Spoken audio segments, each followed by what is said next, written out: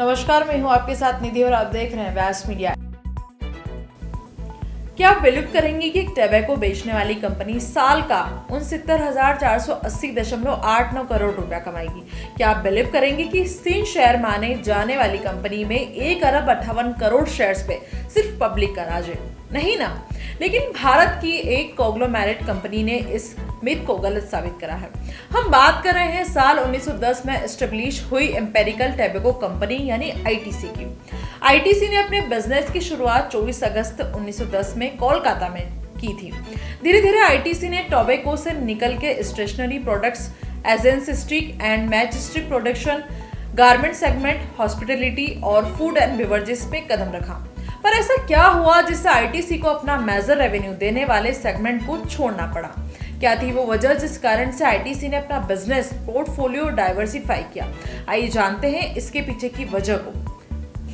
ITC की पहली cigarette factory Bengaluru में साल 1913 में एस्टेब्लिश हुई थी। इसके बाद आईटीसी ने पैकेजिंग एंड प्रिंटिंग में कदम रखा। साल 1925 में आईटीसी ने साल 1953 में प्रिंटर्स लिमिटेड का लिथोग्राफिक प्रिंटिंग बिजनेस एक्वायर किया। इसके बाद साल 1975 में हॉस्पिटैलिटी सेक्टर में कदम रखा। उसके बाद साल 2000 से आईटीसी ने अपने बिजनेस को अलग अलग फील्ड में डाइवर्सिफाई करा। आईटीसी का मेजर बिजनेस रेवेन्यू टोबैको से आता था, मगर साल 2001 में कुछ ऐसा हुआ जिस कारण से आईटीसी को अपने आप को एक कॉन्ग्लोमेरेट कंपनी के रूप में आगे बढ़ना पड़ा। दरअसल साल 2001 में इंडियन गवर्नमेंट ने सिगरेट कंपनी द्वारा एडवर्टाइजमेंट पे रोक लगाई थी। साथ ही में टोबैको के सेल और कंजप्शन पे भी रेस्ट्रिक्शन लगाई थी। इस कारण से आईटीसी को टोबैको छोड़ के दूसरे सेक्टर्स में भी अपना बिजनेस शुरू करना पड़ा।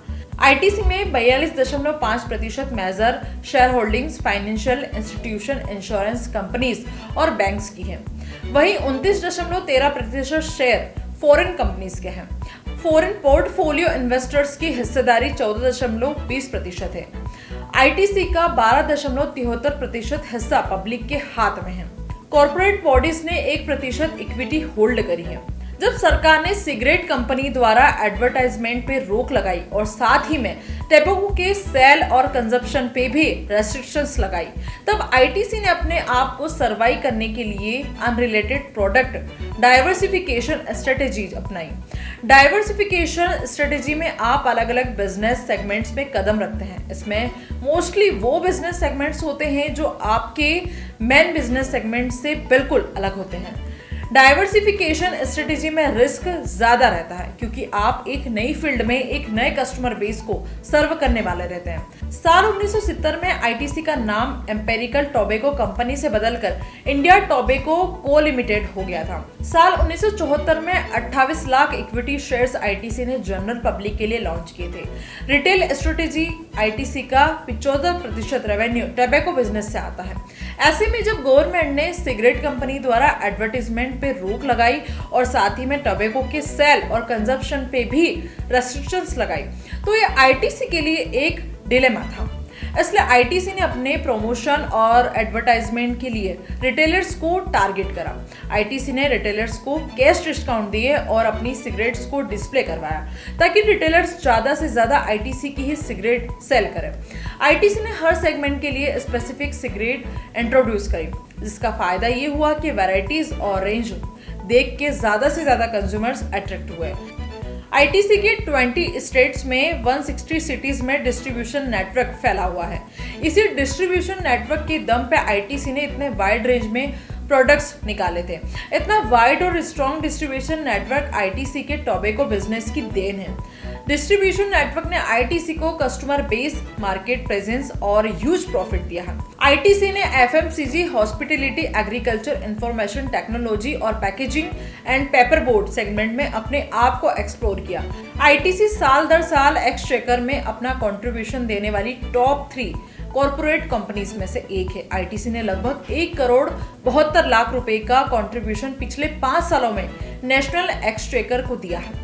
साथ ही में ITC Dow Jones sustainability emerging markets index में 800 कंपनियों को इंक्लूड किया जाता है जो सोशल और इकोनॉमिक दोनों सेगमेंट्स में अपना कंट्रीब्यूशन दे रहे हैं। Fast moving consumer goods, agriculture business, paper board and packaging business, ITC hotels, ITC infotech. हमने आईटीसी की बिजनेस स्ट्रेटजीज के बारे में जाना। ठीक वैसे ही आईटीसी के बारे में कुछ नॉन और अननोन फैक्ट्स है जो हमें आगे जानने वाले हैं।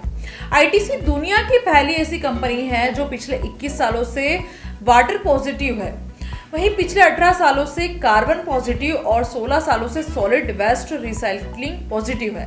यानी कि आईटीसी ने पिछले 21 सालों में पानी का इफेक्टिव यूज किया और जितना पानी यूज नहीं किया उससे ज्यादा पानी नेचर को लौटाया है।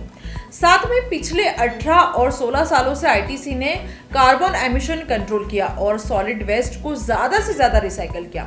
ये भारत और आईटीसी दोनों के लिए गर्व की बात है, क्योंकि एक टोबैको बनाने वाली कंपनी से एनवायरनमेंट प्रोटेक्ट करने की उम्मीद रखना दिन में ख्वाब देखने जैसा है। आईटीसी ने अभी तक 28,000 से ज्यादा वाटर हार्वेस्टिंग स्ट्रक्चर बनाया है। 10 लाख एकड़ से ज्यादा की जमीन को आईटीसी ने हरियाली से जिम्मत कर दिया है, जिससे लगभग 10 मिलियन लोगों को हर दिन एम्प्लॉयमेंट सपोर्ट मिलता है।